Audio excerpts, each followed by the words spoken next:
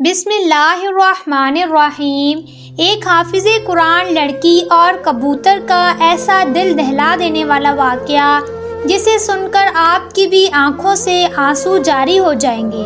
جب اس حافظ قرآن لڑکی کی بہن نے اس کو قتل کیا اور جب اس کی وفات ہوئی تو اس کی قبر کا حال دیکھ کر لوگوں کی چیخیں کیوں نکل گئی۔ اس عبرتناک واقعے کو جاننے کے لیے اس ویڈیو کو مکمل ضرور دیکھیے گا۔ ایک گاؤں تھا، وہاں پر ایک آدمی رہتا تھا جس کا نام عبد الرحمن تھا۔ عبد الرحمن کی 2 بیٹیاں تھیں، ایک کا نام زینب تھا اور دوسری کا نام مریم۔ وہ دونوں ابھی 5 سال کی تھی۔ عبد الرحمن کی بیوی کا 2 سال پہلے ہی انتقال ہو چکا تھا۔ دونوں بچیوں کی پرورش عبد الرحمن کی ماں نے کی تھی۔ عبد الرحمن جنگل سے لکڑیاں کاٹ کر شہر میں بیچ آتا، جس سے اس کے گھر کا گزر بسر ہو رہا تھا۔ وہ کبھی کبھار جنگل میں شکار بھی کر لیتا تھا۔ وہ ایک بہت اچھا شکاری تھا، اسے شکار کا بہت شوق تھا۔ جب وہ جنگل میں لکڑیاں کاٹنے جاتا تو کبھی کبھی شکار بھی کر لیتا۔ ایک دن وہ جنگل میں لکڑیاں کاٹنے گیا تو اسے 2 کبوتر زخمی حالت میں ملے۔ عبد الرحمن ان دونوں کبوتروں کو اپنے گھر لے آیا اور اپنی بیٹیوں کو دکھائے۔ زینب نے کبوتروں کو دیکھتے ہی منہ پھیر لیا کہ یہ کتنے گندے ہیں، مجھے ان سے گھن آ رہی ہے۔ مریم نے فوراً ان کبوتروں کو لیا اور ان کے زخم صاف کرنے لگی۔ مریم نہایت ہی نرم دل تھی اور کبوتروں کی یہ حالت دیکھ کر اس کی آنکھوں میں آنسو آ گئے۔ اب وہ ان 2 کبوتروں کے بچوں کو پالنے لگی۔ وقت گزرتا گیا اور دونوں لڑکیاں جوان ہو گئی۔ عبد الرحمن اور اس کی ماں کو اب دونوں کی شادی کی بہت فکر تھی۔ زینب گاؤں کے کچھ فاصلے پر ایک کالج میں پڑھنے جاتی تھی۔ مریم ایک بہت نیک دل اور معصوم لڑکی تھی، وہ بہت بھولی بالی تھی، جبکہ زینب کافی تیز اور بد لحاظ تھی۔ مریم نے قرآن مجید حفظ کیا اور اس کے بعد وہ اب گھر میں بچوں کو قرآن مجید کی تعلیم دیتی تھی۔ زینب نے قرآن مجید حفظ کیا تھا مگر وہ مریم کے ساتھ گھر میں پڑھاتی نہیں تھی، بلکہ اس نے کالج کی پڑھائی کو زیادہ ترجیح دی۔ اسے پڑھنے کا بہت شوق تھا۔ روز صبح دونوں بہنیں اٹھتی، زینب تیار ہو کر کالج چلی جاتی۔ زینب ایک بڑی سی چادر لے کر کالج جاتی تھی مگر چہرے پر خوب میک اپ کرتی اور خوشبو لگاتی۔ مریم نے اسے کافی دفعہ منع کیا کہ تم خوشبو لگا کر کیوں کالج جاتی ہو، وہاں پر غیر محرم مرد بھی ہوتے ہیں، اگر وہ یہ خوشبو سونگھ لیں تو تمہیں سخت گناہ ملے گا۔ زینب کہنے لگی، مجھے سکھاؤ مت، تمہیں میری ماں بننے کی ضرورت نہیں ہے۔ یہ کہہ کر وہ اپنے کالج کی طرف روانہ ہو گئی۔ مریم اپنی دادی کی دیکھ بھال کرتی، وہ اب کافی بوڑھی ہو گئی تھی اور بستر سے لگ گئی تھی۔ مریم صبح اٹھتی، سب سے پہلے اپنے کبوتروں کو دانہ ڈالتی اور بھی اپنے چھت پر بہت سے کبوتروں کو دانہ ڈالتی اور ان کے لیے پانی رکھتی۔ اس کا خیال تھا کہ یہ اللہ کی بے زبان مخلوق ہے اور ہمیں ان کا خیال رکھنا چاہیے۔ اس کے بعد وہ اپنے گھر کے کام کرتی اور بچوں کو قرآن مجید پڑھاتی، انہیں دین کی تعلیم دیتی۔ اسے اللہ کی بے زبان مخلوق کی خدمت کر کے بہت سکون ملتا۔ مریم 5 وقت کی نمازی تھی اور ساتھ میں روزے بھی رکھا کرتی تھی اور تہجد وہ باقاعدہ پڑھتی تھی۔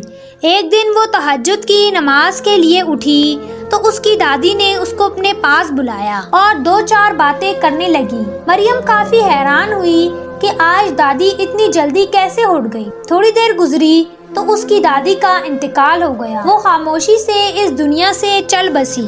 مریم اب گھر میں بالکل اکیلی ہو کر رہ گئی تھی۔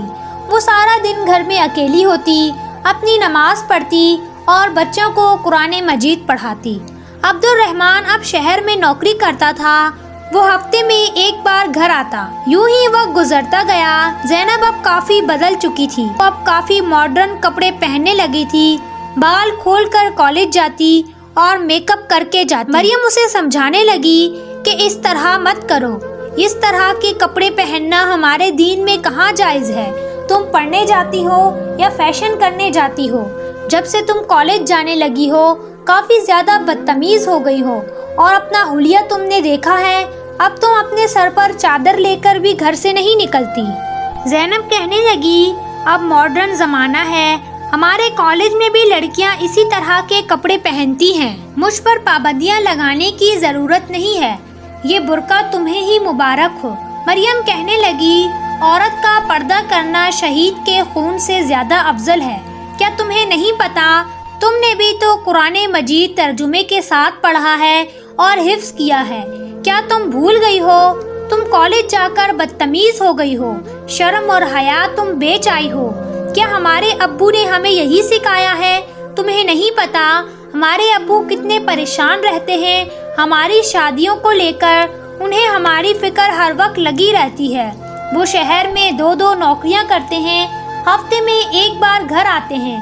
تمہیں پتا بھی ہے وہ تمہارے کالج کی فیس کس طرح بڑھتے ہیں، تمہیں ذرا احساس نہیں ہے ابو کا، اور تم پڑھنے کے بجائے دوسری لڑکیوں سے اپنا مقابلہ کر رہی ہو۔ زینب کہنے لگی، مجھے نصیحتیں مت کرو، اور ویسے بھی میں کسی امیر آدمی سے ہی شادی کروں گی، میں اس غربت میں اب اور نہیں رہ سکتی۔ مریم اسے بس افسوس سے دیکھ کر رہ گئی تھی، اس پر کسی بات کا اثر ہی نہیں ہوتا تھا۔ عبد الرحمن شہر میں ایک بہت بڑے افسر کے یہاں مالیوں کا کام کرتا تھا۔ اس افسر کا انتقال ہو چکا تھا، بس ان کا ایک بیٹا تھا جس کا نام زید تھا۔ زید ایک نہایت ہی سلجھا ہوا نوجوان تھا، وہ عبد الرحمن کی تنخواہ کے علاوہ بھی اس کی مدد کیا کرتا تھا۔ ایک دن عبد الرحمن سیڑھیوں سے گر گیا، جس کی وجہ سے اس کی ٹانگ بری طرح متاثر ہوئی، اب وہ چل نہیں سکتا تھا۔ زید اسے ہسپتال لے کر گیا اور پھر عبد الرحمن کے گاؤں لے کر آیا۔ زید عبد الرحمن سے کہنے لگا، بابا اب آپ کو آرام کی ضرورت ہے، اب آپ جب ٹھیک ہو گئے تو کام پر آئیے گا، پیسوں کی فکر مت کیجیے گا، آپ کو ہر مہینے آپ کی تنخواہ گھر میں ملتی رہے گی۔ عبد الرحمن نم آنکھوں سے زید کو دیکھنے لگا اور اس کا شکریہ ادا کیا۔ زید عبد الرحمن کو لے کر ان کے گھر آیا، اس نے دروازے پر دستک دی۔ مریم نے دروازہ کھولا، اس نے اپنے باپ کے ساتھ کسی نوجوان کو دیکھا تو فوراً سے اپنا چہرہ دوپٹے سے ڈھانپ لیا۔ زید کو پہلی نظر میں ہی مریم بہت پسند آ گئی تھی۔ عبد الرحمن اب گھر میں رہنے لگا تھا، زینب ہاسٹل میں ہی رہتی تھی، وہ ہفتے میں اب 1 بار گھر آتی تھی۔ ایک دن زید مریم کے گھر آیا اور عبد الرحمن سے کہنے لگا، میں آپ کی بیٹی مریم سے شادی کرنا چاہتا ہوں۔ عبد الرحمن کی یہ سن کر خوشی کی انتہا نہ رہی، اسے اور کیا چاہیے تھا؟ زید جیسا سلجھا ہوا نوجوان ان کی بیٹی کا نصیب بننے جا رہا تھا، اس سے بڑھ کر ان کے لیے خوشی کی اور کیا بات ہو سکتی تھی؟ زید کو مریم پہلی ہی نظر میں بہت پسند آ گئی تھی۔ عبد الرحمن نے شادی کے لیے ہاں کر دی۔ زید نے کہا، میں اسی ہفتے سادگی سے نکاح کرنا چاہتا ہوں۔ عبد الرحمن نے ہاں کر دی۔ مریم نے اپنے والد کی ہاں میں ہی اپنا سر جھکا دیا۔ عبد الرحمن نے زینب کو بھی کال کر کے گھر بلوایا کہ تمہاری بہن مریم کا نکاح میں نے طے کر دیا ہے، 2 دن کے بعد نکاح ہے، تم نے ضرور آنا ہے۔ زینب کہنے لگی، ابو میرے بہت ضروری پیپر ہیں، میں نہیں آ سکتی۔ زینب اپنی بہن مریم کے نکاح میں نہ آئی۔ مریم رخصت ہو کر زید کے گھر آ گئی۔ زید مریم سے بہت محبت کرتا تھا اور اس کا بہت خیال رکھتا تھا۔ مریم زید کے ملنے پر اللہ کا شکر ادا کرتی تھی جس نے اسے اتنا اچھا شوہر عطا کیا تھا۔ کچھ دن گزرے تو مریم کو خبر ملی کہ اس کے باپ کا انتقال ہو گیا ہے۔ مریم صدمے سے پاگل ہو رہی تھی، اسے اپنے باپ سے بہت محبت تھی کیونکہ اس کے باپ نے ہی انہیں پال پوس کر بڑا کیا تھا، اس نے کبھی کسی چیز کی ان کو کمی نہیں ہونے دی تھی۔ وہ اپنے باپ کے جنازے پر گئی، کچھ دن اپنے گھر رکی۔ زینب بھی ہاسٹل سے گھر آ گئی تھی اور کچھ دن وہاں رہنے کے بعد وہ زینب کو اپنے گھر لے آئی۔ وہ سوچنے لگی کہ اب زینب اس گھر میں اکیلی کیسے رہے گی، میری بہن کو میں اپنے ساتھ لے جاتی ہوں۔ زید سے پوچھا تو اس نے کوئی اعتراض نہ کیا، وہ زینب کو اپنی بہنوں کی طرح ہی سمجھتا تھا۔ زینب مریم کے ساتھ اس کے گھر آ گئی۔ زینب اتنے بڑے عالیشان محل جیسے گھر کو دیکھ کر حیران رہ گئی۔ اسے لگا تھا کہ اس کے باپ نے کسی غریب لڑکے سے مریم کی شادی کی ہوگی، مگر مریم کی شادی تو یہاں کے رئیس انسان سے ہوئی تھی۔ یہ دیکھ کر اسے مریم سے حسد ہونے لگا تھا۔ وہ مریم سے اب جلنے لگی تھی۔ وہ کسی بھی طرح مریم کی جگہ لینا چاہتی تھی۔ مریم کی خوشحال زندگی دیکھ کر اور زید کے دل میں اس کے لیے محبت دیکھ کر وہ دن رات جلتی رہتی تھی۔ اسے اب مریم سے حسد ہونے لگا تھا۔ اس کے دل میں دولت کی لالچ آ گئی تھی۔ اس نے سوچ لیا تھا کہ وہ مریم کی جگہ لے کر ہی رہے گی، اسے اب اس زندگی سے نکال دے گی۔ مریم زینب کا بہت خیال رکھتی۔ اس کا خیال تھا کہ زینب کے پاس اب کوئی رشتہ نہیں بچا۔ باپ تھا، اس کا بھی انتقال ہو گیا ہے۔ وہ ہر وقت زینب کی دلجوئی میں لگی رہتی تھی، مگر اسے نہیں پتا تھا کہ اس کی بہن ہی اس کی آستین کا سانپ ہے۔ پتہ نہیں وہ اس کو کب ڈس لے۔ ایک دن زید کہنے لگا، مریم میں کسی کام سے 2-3 دن کے لیے جا رہا ہوں، جلدی ہی واپس آ جاؤں گا، تم اپنا خیال رکھنا۔ یہ کہہ کر زید وہاں سے چلا گیا۔ زینب نے موقع کو غنیمت جانا اور مریم کے لیے کھانا بنانے لگی اور اس میں زہر ڈال کر مریم کو دے دیا۔ وہاں کی ملازمہ کو اپنے ساتھ ملا لیا، اس سے کہا کہ مجھے زہر لا کر دو اور اسے بہت سے پیسوں کا لالچ دیا۔ اس ملازمہ نے اس کی مدد کی اور زہر لا کر زینب کو دے دیا۔ زینب نے وہ زہریلا کھانا مریم کو دیا کہ مریم تم یہ کھانا کھا لو، تم میرا کتنا خیال رکھتی ہو، آج میں نے تمہارے لیے اپنے ہاتھوں سے یہ کھانا بنایا ہے۔ مریم خوش ہو گئی کہ زینب چلو اس غم سے تو نکل گئی۔ مریم نہایت ہی بھولی بالی اور معصوم تھی۔ اس نے بنا کچھ سوچے سمجھے وہ کھانا کھا لیا۔ زہریلا کھانا کھانے کے بعد ہی مریم اب تڑپنے لگی تھی۔ زینب کھڑی اس کا تماشا دیکھ رہی تھی۔ مریم نے تڑپتے تڑپتے اپنی جان دے دی۔ زینب اور اس گھر کی ملازمہ نے مل کر مریم کی لاش کو جلا کر راکھ کر دیا اور ایک جھوٹا خط لکھ کر رکھ دیا۔ جب زید 2 دن کے بعد گھر آیا تو زینب روتی ہوئی زید سے کہنے لگی، زید بھائی، مریم کسی کے ساتھ بھاگ گئی ہے۔ وہ جس سے پہلے پیار کرتی تھی اسی لڑکے کے ساتھ بھاگ کر کہیں چلی گئی ہے اور یہ خط چھوڑ گئی ہے۔ اپنی ہی بہن پر اتنا بڑا بہتان لگاتے ہوئے زینب کو ذرا شرم نہ آئی، ذرا سا بھی خدا کا خوف نہ آیا۔ وہ بھول گئی تھی کہ جو کسی پر بہتان لگاتے ہیں اللہ تعالیٰ انہیں کتنی سخت سزا دیتا ہے۔ زید نے وہ خط پڑھا تو وہ بہت ہی زیادہ پریشان ہو گیا۔ اسے یقین نہیں آ رہا تھا کہ مریم ایسا کر سکتی ہے۔ وہ تو بہت ہی زیادہ نیک تھی۔ وہ جانتا تھا کہ مریم کتنی پاک باز، کتنی پرہیزگار ہے۔ وہ تو تہجد کی نماز بھی روز پڑھتی تھی، روزے رکھتی تھی، نماز پڑھتی تھی۔ وہ مریم کو بہت اچھے سے جانتا تھا۔ وہ بہت ہی زیادہ پریشان ہو گیا۔ اس نے مریم کو ڈھونڈنے کی ہر ممکن کوشش کر لی، مگر مریم کا کچھ پتہ نہ چلا۔ زینب بہت خوش تھی کہ اب زید سے وہ شادی کر لے گی۔ اس نے سوچ لیا تھا کہ کچھ عرصے کے بعد وہ زید کو مجبور کر دے گی اور وہ اس سے شادی کر لے گا۔ پھر وہ اس محل جیسے گھر میں آرام سے رہے گی، شان و شوکت کے ساتھ رہے گی۔ اسے لگا کہ اس کی چال کامیاب ہو گئی ہے، مگر وہ بھول گئی تھی کہ اللہ کی لاٹھی بے آواز ہے۔ جب وہ پڑھتی ہے تو اچھوں کے ہوش ٹھکانے آ جاتے ہیں۔ زینب حافظ قرآن تھی، مگر وہ ایک نماز بھی نہیں پڑھتی تھی۔ اس کے دل پر اللہ نے مہر لگا دی تھی۔